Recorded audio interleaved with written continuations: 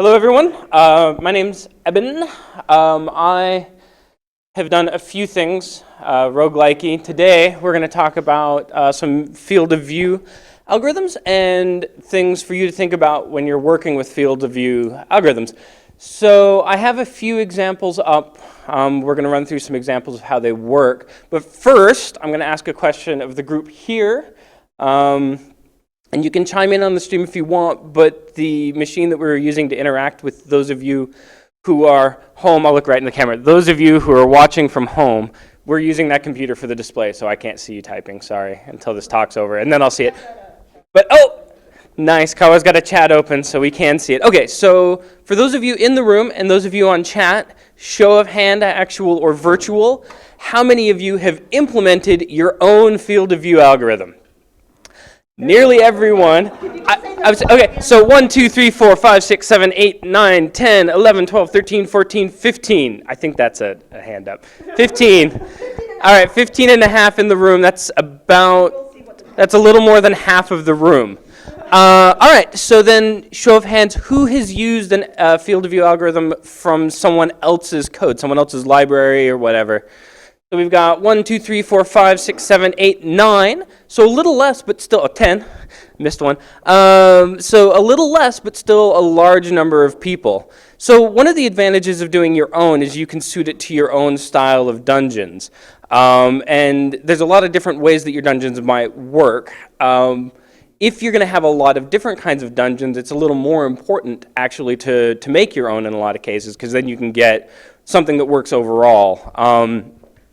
So shadow casting is very, very common.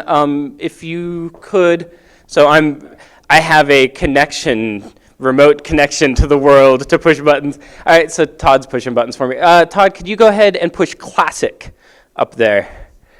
So, bam, classic roguelike. Now he's driving around. He's starting to walk around the dungeon. Yeah, you can go ahead and walk around. You can walk through walls. So this is code I wrote in the last 2 days. It might even crash, so hooray. That's why you can see bits of NetBeans open behind it, because if it crashes, we can just kill it and run it again. No task manager required. So anyhow, so the shadow casting running here. So shadow casting, it's not bad. It's reasonably fast. It gives you reasonable, decent views. The other ones that we see up here that we're not, that I have inactive at the moment, and don't make them active yet. We're going to do that in a moment. So we've got Bresenham lines is in the top middle. And for those of you who don't know what that is, it is a basically pixel to pixel, so in this case grid square to grid square line between 2 points. So it's not a smooth line, it's a line that jumps from grid square to grid square.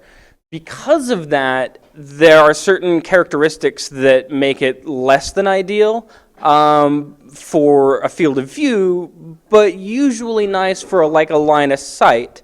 This is one of the things to consider in your game. Does line of sight need to be the same as field of view? If it does, shadow casting is an almost terrible choice. It's a terrible choice because you can't easily get the same line that gave you the field of view lit structure. So if all you're using line of sight for is, oh hey, the monsters can see each other so they should pathfind to each other or whatever, that's fine. Shadow casting will give you, yeah, they can see each other because it's fast enough, you can run a field of view and then check to see whether they were lit.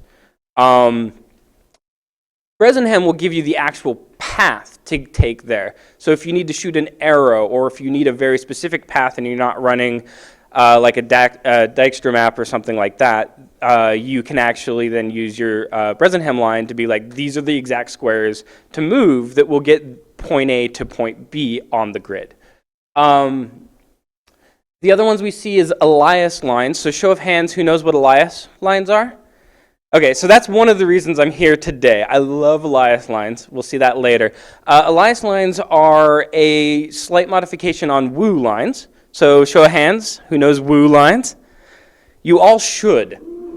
Woo lines, so just spelled W-U, and I don't have it up because I like Elias a little bit better. Woo lines are anti-aliased Bresenham lines, which means that you get the grid to grid that you want but also you get, oh, this one, it crossed just a little bit of a corner, and the Bresenham's going to skip that, but Woo will catch it. And not only will it catch it, it'll say how much it caught it.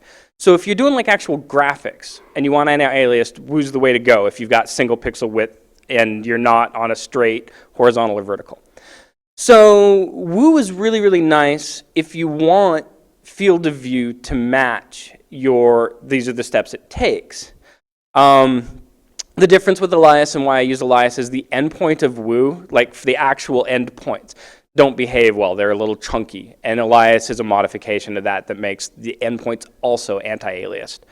Lower left, we have R tight. In the middle, we have ripple. And on the lower right, we have RV loose. So those are ripple tight, regular ripple, and ripple very loose. So those names are based on, these are all coming out of my SquidLib library, and they're all in Java, and they're all Apache 2. So if you want to steal them, please feel free. Yeah, in fact, the shadow casting algorithm is the one that was on Rogue Basin that I ripped out of the C code and rewrote it with actual variable names, basically. So yeah. Anyhow, so the ripples are kind of fluid dynamics. They're not meant to be like visual. They're meant to be like some other sense of we've got something going on that we need to know how something is lit or maybe like affected by the steam bomb or whatever, which may not be the same as actual lighting. So we're going to look at those under some different circumstances. We started with shadow casting. Can you go to cave? Let's see what we can get for cave. And our little guy's down in the corner. Yeah, do you want to move him up or there? Yeah. So okay, so there's shadow casting. Move him up into that big block in the upper kind of just past center. You can go through walls. Okay, so that's a decent spot. So shadow casting's not bad. As we can see down below it, maybe there's some artifacting we'd have liked to see a bit more, but whatever. It's not bad. We're not seeing the bad cases for shadow casting. If you want to go ahead and turn on the Bresenham in the upper middle, and then go ahead and just click run a FOV instead of moving, and then we'll see what we just. Okay, so here's Bresenham lines. Gives us basically the same thing in this case as shadow casting. If you want to move around a little bit to more vertical, you'll see like the bigger differences. So right there's a good one. So the Bresenham line gives us some really, really weird, like we can see that block way down south and nothing before it. This is actually a problem with general ray casting as well. So there's no post-processing on these. Normally in your game you'd post-process some things and be like, well, if you could see that, you can also see everything between it. So this is why you can have difficulties if you're implementing and you want your line of sight to be the same as your field of view. Bresenham's a really obvious way to do a line of sight. The arrow's going to fly on this path. But they don't match. If you're using shadow casting, which is super common for field of view, and then you shoot the arrow using a Bresenham line, you don't have the same lines. This is something to think about when you're choosing what you want to work with.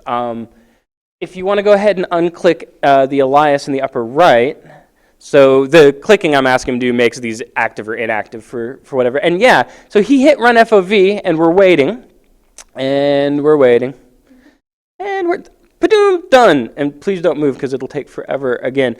But we can see we got a lot of really nice things. That view down to the lower left is continuous. We can now actually see all those squares that we would expect to see. So there's no post-processing to get that to happen, but the processing took a really long time. The Elias lines, I said I really like them. The Elias lines give us what we want in field of view. They let us peek around corners just a little bit. In real life, you can't see past that hard edge. In roguelikes, because they're on a square, we kind of want to say if somebody was standing right at the corner of that room, we could still see them, but that doesn't fit with ray casting. But the Elias, because it's an anti-aliased line, it will let us just a smidge see past those corners. It gives us the kind of view that we want. The problem is it's super expensive to calculate. Okay, so you've got it inactive. That's good. Can you go ahead and hit, let's do classic again. And then, yeah, move us just into any of the rooms. And then go ahead and unclick click Elias active and then hit run FOV again. And we'll see, we'll wait a while, waiting a while, still waiting. So this is running on my little laptop, so it'd be better. Again, we've got better lines coming off to the side. So shadow casting, we don't see maybe as much as we want. The cone doesn't really spread out like a cone. We just get like a single line out to the side. The same thing is going to happen on shadow casting when you go at the diagonals as well. You get just like the single line that shoots to infinity, and really we want a smidge of a cone. Elias gives us the smidge of a cone that we want, but it takes forever to run. Here's another question for show of hands. Who in their games has made their environment destructible? So we got 1, 2, 3, 4, 5, 6, 7, 8. I'd like to point out that's only about half of the people who've made a field of view algorithm. For those of you who are making games where your environment is not destructible, I highly recommend using Elias to pre-compute your field of view. So it'll give you more or less what we dream of in a fast field of view algorithm. And if you can't change the environment, the fact that it takes forever to calculate is fine. It's just a pre-rendered lookup table. Highly recommend. Again, you can steal all my code. I give you links and stuff. Yeah, steal it, please. I really, really like Elias. Let's go ahead and leave it off so that it doesn't, Todd's all texting. Oh my God. Oh, he's writing it down. Pre-compute Elias lines. Yeah, see? No, pre-compute Elias lines. Yeah, so anytime. I mean, I highly, highly recommend it. So the other thing about Elias lines is they are anti-aliased Bresenham lines, which means if you're like point A to point B, I need an arrow to fly between them. You can find that arrow. So the reason I'll let you in behind the curtain of the open source, freely available, viewable curtain is that the Elias line, what it does in big part for this algorithm is it runs the Elias anti-alias line, which is a fat line, and that's not exactly what you want because you still want a single path. You don't want to be like, oh, any of these 3 squares get you there. You still want a fat path, so you still want like a specific, is this fat path blocked by walls or not? And then if you say, okay, they can see each other and we shoot an arrow, what path does that arrow take? So the Elias line is going to give us things where the arrow might go just a little bit of an angle, which is probably fine. If that's, for roguelikes, an exact straight arrow is not going to happen except for 8 ways anyways. So it bent a little further up the path than you might expect. The reason that Elias takes so long is what it does is it's running basically fat Bresenham lines and then checking all of the fatness against itself to see if any single point in there that can bend will be reached. So it's basically running Bresenham from every point to every other point, and then it gets that fat line, and then it runs again Bresenham, strict Bresenham, from all those points to every point in between the 2 points that's on that fat line to see if any single turn will get it to match. That's why it's so expensive to compute. You can make it less expensive to compute. You can actually make it compute fast enough to work in real time if you restrict how many of those in-betweens that you compute. So this version, I think it computes up to 80% of the line. If you have it just compute like the middle chunk, you can get pretty good results as well, but you also tend to get a slightly harder bend. So it's kind of you can play with that parameter. Yeah, so the question is can you just cast a fat Bresenham line in sub-resolution? Maybe. That actually might be a good one. So it's not up here, but one of the things that can work in real time that can give you decent results, and Jeff, this is what I said that you would like last night. I was like, I have an answer for you about shadow casting being chubby.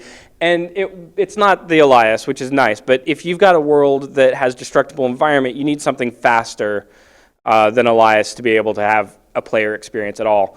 And one thing that I've experimented with that works fairly well is that same idea of subcell resolution shadow casting. And then you just do an OR on it and say if anybody can see it, then they can see it. It works really nice except in strict diagonals. If all you can see is through the 2 corners of a square, so you've got a wall and another wall and a strict diagonal through those 2 walls, it doesn't matter for shadow casting, it doesn't matter how many subcells you break it into, there's still only one path through there. So you don't fix that single line to infinity with that. But the other general cases work better. One solution to that, should you be able to see through two walls that only touch at the corners? Show of hands, should you? Nobody think, okay, 2, 3, 4, 5 people think you should be able to see between those? Okay, let me ask you this. I just made an assumption about how your game works. If you move 8 ways and can step through it, you should be able to see where you're about to step. What if it's a 4-way and you can't step through it? It says that if you're moving 4 ways, you shouldn't be able to see what you can't step. This leads into another question about, should you ever draw that corner piece that's between those two ones? So the very corner of a room, should you ever light that corner of the room? So in an 8-way where you can step through the corner of the room, yes, because you should be able to see it. But if you can only move 4 directions, and you can't step between those things, then you can't see that one in the corner. Being able to see that, if you light that in a place where there's actually a corner, that gives the player information, versus whether if you don't light it, then they don't know whether if they come around from the other side it's open or not. So that's kind of an open question in that style, and I think the real answer is that whichever way you do it, the players will deal with it. Doesn't really matter. But it will give you a different style to how your dungeons look. If you're going to do things like cave, you want to bring cave up again? So if you've got like caves, mostly round corners, if you don't show a corner piece, they will never know. It's all rounded edges or whatever. It's only going to matter if you always have hard edges. If you've always got rectangular rooms, it'll be super obvious that you're not painting the corner. If you've got something like this, whatever, it doesn't matter. So those are some things to consider while you're working with it. This is a pretty big, as far as roguelike standards go. For Classic, this is a reasonably sized. So this is a 41 by 41 tile dungeon map that we're seeing 6 times. So in the old days, that's a reasonable sized one. We saw the Classic Rogue Generator gave us anywhere from 3 by 3 to 8 by 8 rooms, and it fit the traditional 3 by 3 grid of those rooms in there easily. So it's decent sized maps. However, in your more modern roguelikes, we could have that entire thing be one map, at which point we start talking about other costs in roguelikes. If you could hit boulders. So here's Boulder Field. So it's hard to tell because I don't have hard edges, but there are still, those are the different panels. We've got 6 different panels up there. So now we've got a different case for field of view algorithms, and now we're talking about a lot more open space with some lines. The artifacting is going to be a little bit different. Do you want to turn Elias on again and we can watch it compute for a while? So it'll go. That's actually, you've got the guy in a really good position for it. We've got a block straight to the right, and then we've got, it doesn't look like we have a straight angle block. Yeah, so Elias, it wasn't too bad that time. So the thing is that Elias, I mean, it still took a long time, but it didn't take as long as last time, and part of it is because it was able to find a connecting line much, much faster. So as any good algorithm, once it finds the solution, it stops looking. That's the secret to loops. Break out of them. So anyhow, we can see that, again, we're getting a little bit more cone. So obviously we've got a much bigger view than we did with shadow casting. Shadow casting has some pretty strict blocking of the view. The Bresenham line's actually not bad in this case, but we do still get some artifacting, especially if we look south and actually north there's too, where we can see tiles that are past tiles we can't see. This is super annoying. I can't actually, so there's several commercial games that use grids that have that problem. Raycasting will give you the same problem if you don't post-process. And so here's another thing to think about. Most players won't notice and won't care.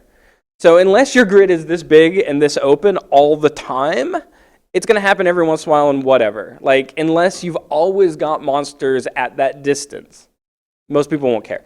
If you've got, so I haven't talked about symmetrical yet. So symmetrical means, symmetrical field of view means that if you can see a tile, that tile can see you. So most of the algorithms are not symmetrical.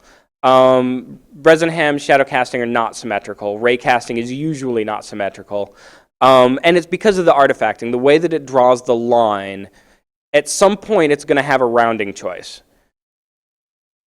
You can fix that. You can absolutely fix that. You can absolutely fix that. So with all of this, there's fixes. Post-processing is usually a good idea. It's fixable, but just in general.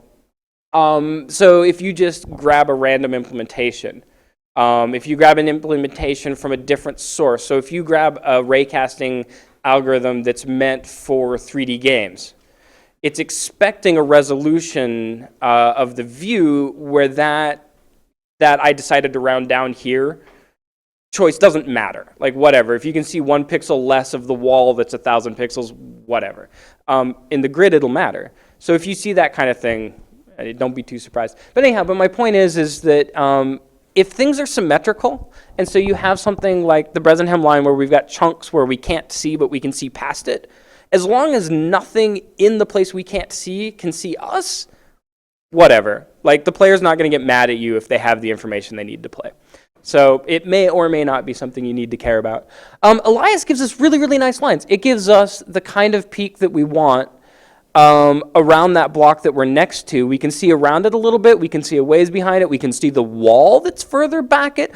Elias gives us the kind of thing we would expect in real life looking down a hallway where we're like, oh, okay, so I can see that way down the hallway there's a wall.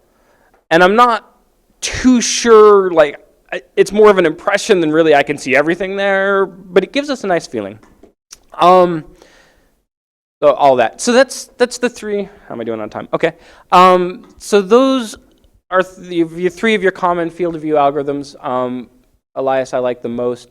You've got Elias inactive. Okay, can you make Bresenham inactive too? Because it is a little bit slower than shadow casting. And also, I want to point out that except for Elias, none of this is meant to be a speed comparison. So partly because I have a very hacky implementation of these things, and they're not meant for this sort of a display. So I've got, depending on which field of view algorithm, they're meant for different situations. So yeah, some of them are hacky where they're like, take this information, convert it to that information, now run on that. And some of them don't have to do that. So a speed comparison would not make sense in this case. They don't have the same base things. Okay, so go ahead and hit random. We're going to look at, I want to actually, so small room is one of the example cases if you want to click it. So this is, I did this because this is one of the example cases of the field of view comparison article that's on the Rogue Basin. And you can do that. Oh, that's where the guy started. The map generation makes sure that the guy where the start point is empty, because a couple of the field of views get really, really mad if you're not empty where you started, which you can fix. Anyhow, so this was one of the example ones, but I'm not going to show that off after all. Just wanted you guys to see what that button did. And then click modern actually first. We're going to look at this one too. So this one has some nice use cases where we actually have a hand-done layout. This should look like a really realistic building layout, I think. So show of hands, who thinks that looks like a building you might actually walk into? So we got 1, 2, 3, 4, 5, 6, 7, 8, 9, 10, 11, 12, 13, 14, 15, 16, 17, 18, 19, 20, 21, 22. There are approximately 25 people in this room. Some of those 22 were like, maybe. So the answer, the true answer is yes. That's the engineering building I was sitting in class while scribbling it down. It is to a true, each block is a 1 meter block. It's true to scale to that room. The actual map that it's from includes things such as desks and shelving and blah, blah, blah, blah, blah. That's a real building. Anyhow, I like it for testing FOV. It's got like a weird angle where you get direct angles. It's got multiple rooms you can kind of peek into. This is a smaller version. The actual map has a swamp outside that actually wasn't next to the engineering building, but I imagined it was. So anyhow, so this is like if you hand built something, you'll end up with more of like this kind of, usually you'll end up with like more specific rooms that are sized. Running around. Go ahead and hit Elias once on this. So the Bressenham has a really interesting where you don't see the walls. And shadow casting, you can see the doorways. You can see where wall pieces are missing. Bressenham doesn't show you the walls because it has decided to not jump away from the wall before it does it. Raycasting has the same problem. Post-processing fixes it. You should use post-processing if you see that kind of result.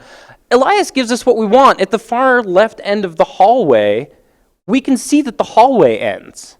Shadow casting doesn't, that actually might be the range limit on shadow casting actually instead. So I guess a better example would be in the lower right. Not the bottom, but off to the right of the lower right. The Bressenham gives us a better peek into that room. Yeah, exactly. That area, that highlighted area. Thank you. I'm sorry, Elias gives us a better view. Okay, go ahead and unclick Elias and Bressenham. Sorry, got distracted by that. Go ahead and hit random. So there's, on the left, yeah. So there is a series of things that Tommy, known online famously, so he's done a lot of work in the SquidLib library, and some of it that he's been working on is the dungeon generation. So the random basically accesses some of what he's done.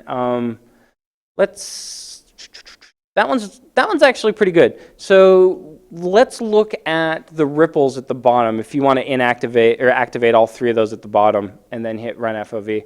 So the idea with the ripples is that we've got some sort of fluid dynamics thing happening.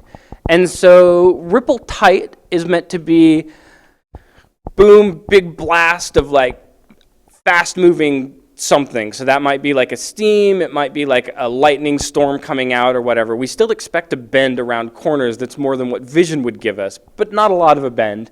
Ripple might be something more like a steam cloud or something that's rolling out and it's got kind of a medium speed, but it's still in some sort of motion. And then the very loose would be something like water spreading. It's really slow, it's going to go wherever it can go. There's a little bit of inertia as it comes around corners that it's going to basically try to keep going the way that it was before it got to the corner. I just want to show all three of these algorithms actually aren't, yeah, you can go ahead and walk around. They're reasonably fast. They're just basically flood fills with some restraints on how much they'll go around the corner. Yeah. So the things that's kind of nice about these different things, they actually, especially the tight, it's not a bad field of view algorithm. The thing that's bad about it is when you're really far away from something, you could still see around the corner just as much as if you were close to it. That's a problem. So one thing that I have implemented with success, and I highly recommend, is having, yeah, exactly, the highlighted area there, we're seeing way too much around that corner, which is actually interesting because I say it way too much, but only by a few degrees. Like seeing around that corner by about 15 degrees might not be too bad, but we're seeing well more than that. So one thing that I find very interesting in games is having translucent, partially transparent environments. So show of hands, who has done a game with partially transparent environments? So I'm going to start on this side. 1, 2, 3, 4, 5, 6. They can be interesting as well because you get some interesting problems. So such as shadow casting. The basic shadow casting algorithm, the way it calculates things, it's not really conducive to transparencies. You can make it so it is, but it's not, the way it calculates is really semi-stateless, I guess, would be a way to call it. Like it's not very good at knowing that my light that I'm getting came from this specific square before it and therefore blah, blah, blah, blah. But Bressenham, which works pretty well because you're pushing a line, or ray casting, you're pushing a line, those work really well with transparencies. But they have artifacting that you need to work around in some way. Rather than fix those, another option is to do something like, and this is what I've done with pretty good success, is run shadow casting, run R-tight or ripple, like ripple tight or ripple, whatever, they're super fast, so it doesn't matter. And then composite the results. The ripple will give you the transparency. It's just a pushed flood fill. So it's just super easy to implement. Okay, so the flood fill has less fill at the next square. Done. And then map that over your field of view algorithm that you got. So I'd use shadow casting. I don't mind the heavy angle problem of shadow casting. I also don't mind that in shadow casting because it's common enough that the common roguelike player who's going to look at an ASCII game anyways, they'll be like, oh, he used shadow casting. And that's about the end of the comment. Like, yeah, anyhow. So using a composite like that can work out nicely. And then you get both a fast algorithm that respects transparency and something that looks like the field of view algorithm you want. So you don't get the long distance peak. Do you want to go to boulders? And then we'll, yeah, so, and then go ahead and just, yeah, walk around. So the interesting thing is, like, once you get to boulders, so ripple tight, I don't know if you can see it, ripple tight up to the right and up to the left, they've got like hard lines. So it actually shows you less than the shadow casting does in this case. So that's something to watch out for. So part of that is because shadow casting works the way that we want vision, mostly works the way that we want vision to work, where we can accidentally see past corners. The ripple tight, the way that it flood fills, it doesn't necessarily see around corners the same way. So it's something you want to think about too, like maybe your lightning attack can't go around corners at all. But the view does because we want to give the player information about what's right around the corner. And then I'm going to close out with just, if you want to hit random slowly a couple times and we can see what some of the other dungeons look like. I just want to show this off because, again, this is all Apache 2.0, open source, free to steal and do whatever, put it in your commercial project, whatever, and it's all there. And it's super easy to put into your thing because, obviously, I did this in about a day, and this piece isn't my code, so it wasn't like, I know all the secrets. It's Tommy's code, and super easy to use. Actually, his code supports more features than this. Some of these, most of this dungeon generation has, like, it can give you doors and traps and everything else too, and I turned that off for this view since all I wanted was... Did you kill it? All right, so we're going to call the death of the application the end of the talk. So thank you.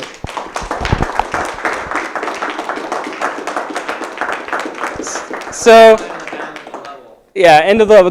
Don't jump off. So traditionally, this is not related to this specifically, but traditionally, who is the biggest, most common enemy in video games? The edge of the screen. Mario, edge of the screen kills you. Drop off the bottom of it. Lots of games, drop off the bottom of it. You're done. Edge of the screen, worst enemy boss. Yeah. Oh, that's a good point. So Sheridan pointed out that in a lot of modern games, they're first-person view, which means there is no edge of the screen because whichever way you look, there's still screen. So even if you fall off the edge of the map to your death, you're still on the screen. Yeah. So that's a good point. And so I would still say that most of them are the edge of the screen is still the most common enemy. But you're right. As first-person view games and third-person view games become more of the thing instead of platformers, you're absolutely right. Edge of the screen is becoming less of a boss monster. Yeah, the guy behind you with the shotgun also suggested as okay. So any questions about my actual presentation? Yeah. Oh, so it's if you just look up SquidLib, as in squid the creature. That should take you right there. So there's a GitHub for it. It's in a Maven repo, all of that. So yeah, GitHub/SquidLib. So SquidLib is the name of the library. Yeah. So the question is there a conventional best practice for seeing the tucked away corners of the room? The answer is if you've got 8-way movement, show it. Like, hex-based, but I'm just curious. Oh, if you're hex-based? No, I am. But you're hex-based. So if you're 4-way based, I'd still show it. Just because if you've got a square room and you don't have the corner and someone is not, it's easier for the player to understand, oh, I'm seeing a corner of a room, than to understand, oh, I'm not seeing the corner because I can't move there, so my vision doesn't go there. Oh, okay, so the question more specifically is, should it be picked up by post-processing or more permissive field of view algorithm?